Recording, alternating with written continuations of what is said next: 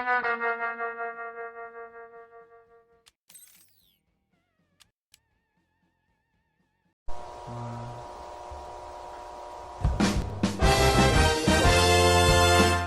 all know how one-sided the accessory meta is right now. Things like power creep and weapon metas absolutely kill some of the niche accessories, which I will be covering in this video. Just to clarify, these aren't in any particular order. I just arranged a list of some pretty neat accessories I think are cool.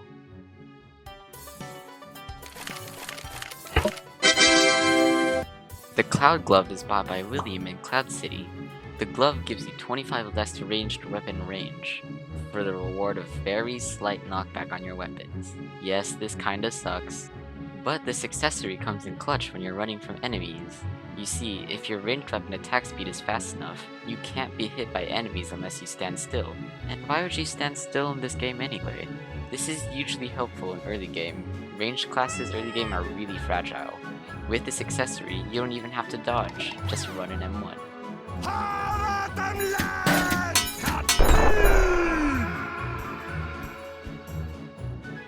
The dagger sheath is bought by Fang. This is another accessory with a drawback, but this time it's a much greater upside. The dagger sheath increases dagger heavy cooldowns by 100%, but it allows daggers to pierce 10 defense. On enemies without defense, it can go down to -5.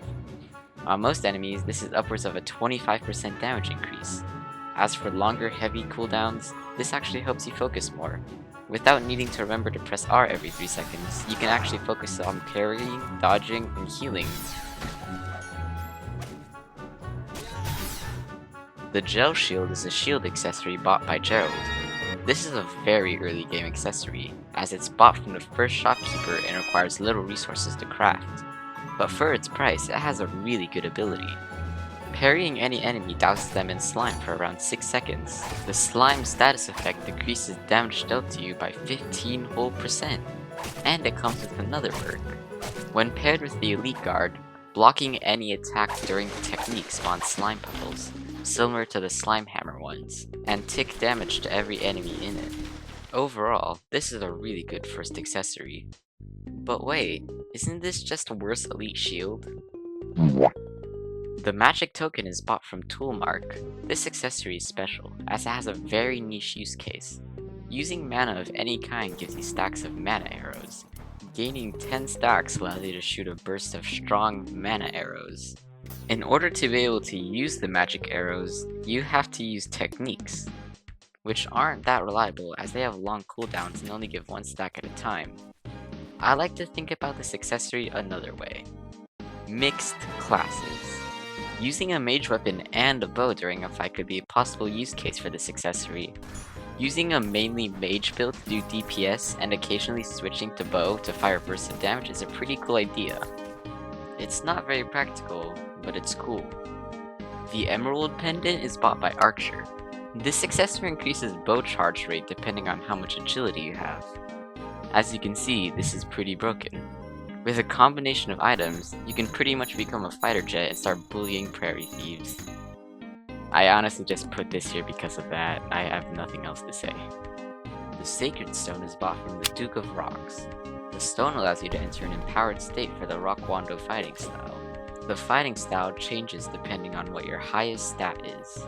If your highest stat is strength, it will swap to a fire state, making the heavy fire little fireball, while also adding 25% damage and swing speed. The intellect version gives Rock Wando 25 more damage and intellect scaling.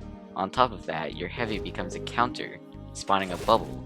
If you get hit during this, you do a very high damaging uppercut. The agility and dexterity stat gives Rock Wando 50% faster swing speed, dexterity and agility scaling, and converts the heavy into a fast kick. You can chain these kicks to spam the heavy. Defense gives you the earth stance, making the heavy spike rocks from the ground, and increasing damage by 50, but losing 25% attack speed. For one accessory, this item does a lot. The only downside is that being in the stance gives you small mana drain, which you can easily cancel out by using the Scrounger gloves. I'm going to be adding the Scrap Shield and the Sanguine Ring in the same part because they do similar things. The Scrap Shield is bought from Kenneth. It has 3 different very cool abilities. The first one makes you faster when blocking. This is self-explanatory. The second makes you take 20 less damage when you have 30% health left. The third benefit, when paired with Elite Guard, lets you shoot out nails when blocking, pretty much making bosses hurt themselves when they attack you. This would probably do great in a Pilgrim Pacifist challenge. The Sanguine Ring is crafted by Billy. It gives you 30% damage and speed when below 50% health. Pair these two together and you pretty much have a second phase. The Kai Blessing is Kai Guy's challenge medal drop. Using it as a technique that allows you to dodge any 4 attacks until you use them up. Keep in mind that they can dodge anything. Undodgeable attacks, one-shots, that one tangerine explosion attack. The stay has a cooldown of 45 seconds and halves damage done. This item gives the user ample time to do things like kill peons, heal, spawn a summon, or be able to do some damage safely when the boss uses a dangerous attack. I don't see anyone using this, which is honestly kinda sad because this is such a cool accessory. The Overflow Scalpel is bought via Billy. It's a pretty simple item with a really good effect. Status effects on enemies give you mana and last 1 second longer. This pairs really well with most mage weapons because most mage weapons inflict status effects. You can get pretty much infinite mana if your mage weapon inflicts 2 or more status effects. Ahem, Prism Staff. The Sandpod antenna is obtained from sandpods. Surprisingly, with this item equipped, landing a crit gives you 1 level of swiftness, stacking up to 5. With this weapon on a crit build, you pretty much gain 25% more speed and 12.5 more swing speed. Yep, that's everything. I'm pathetic, I know. Speaking of crits, the fragile whetstone obtained from eggies is a necessity when making a crit build. It gives you a huge 25% crit chance, but crits deal 20% less damage, which still gives them a decently higher amount of damage. With this accessory, you can proc crit accessories like Kai Wraps, Shark Tooth Necklace, Patchwork, and more. A pretty nice payoff for less damage. Also, off topic, but did you know that you can negative critical hit? Critical hit? What the hell's a critical hit? Did you know that you can negative critical hit? If you have negative crit chance, which you can obtain via Heart of Gold or certain weapons that have negative crit chance, you have a chance of performing a negative critical hit. A negative critical hit does the opposite of a crit and decreases damage done by 25%. This is pretty much why the big cheese sucks. The Assassin's Whetstone, bought from Fang, has a pretty niche use case. Its normal stat makes enemies under 25% health take 15% more damage, but it comes with a skill that makes your heavy attack hit again for every stack of bleed you have on them.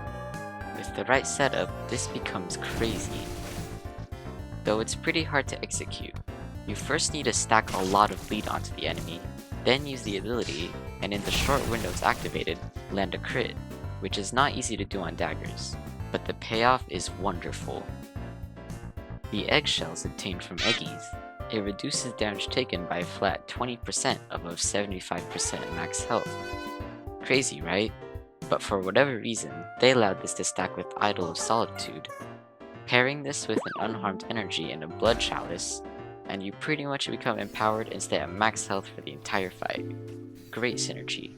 The Dancer's Necklace, obtained from stray oracles, boosts your dash distance by 20%. In addition to that, you're also able to cancel your dashes. Neatly enough, you can pair this accessory with accessories that do something when you dash. For example, the Fully Cloak. It's pretty difficult to hit all 4 explosions with one dash, but with this weapon, all you have to do is lightly tap Q, and all 4 bursts will connect, giving you a nice burst of damage whenever your dash comes off cooldown. Is anyone going to use this? No. The Power Locket, obtained from Big Iron, which also has a lot of other niche accessories, gives you a stacking 8% damage buff on your next attack for every parry you perform, which stacks up to 8 times. It's a pretty neat buff to have on bosses that require a lot of parrying to stay alive. Having a 64% damage buff on a single attack isn't really useful though, unless you're using COD Kendo. I'm sure you all saw it coming, but this accessory pairs really well with COD Kendo. With Kendo Beads and Clarish Charm, this damage ramps up quickly, and it can exceed upwards of 600 damage on a single heavy. And finally, the Purebloom Soapstone. A newer accessory, the purebloom soapstone is bought via pawn pelmet. With this, all poison and venom is converted into healing. This makes any enemy or boss that inflicts venom much easier to fight, and probably makes it much easier to fight those bums that use Serpent Scepter in PvP, but whatever. Pilgrim devs, if you're seeing this video, please add a version of combustion engine that inflicts poison instead of fire. Please, please, please, please, please. Some honorable mentions that were going to be on this list but I scrapped include Strike Bracelet, which allows for great enemy farming, Knight's Talesman, which is a really good buff, Malady Medal, which is good for a status effect build, Repugnant Lure, which is from my Big Fish video, and Vision Goggles. No more fog forever. Thank you for watching my video. I record most of this at like 1 in the night. Subscribe please. Bye bye.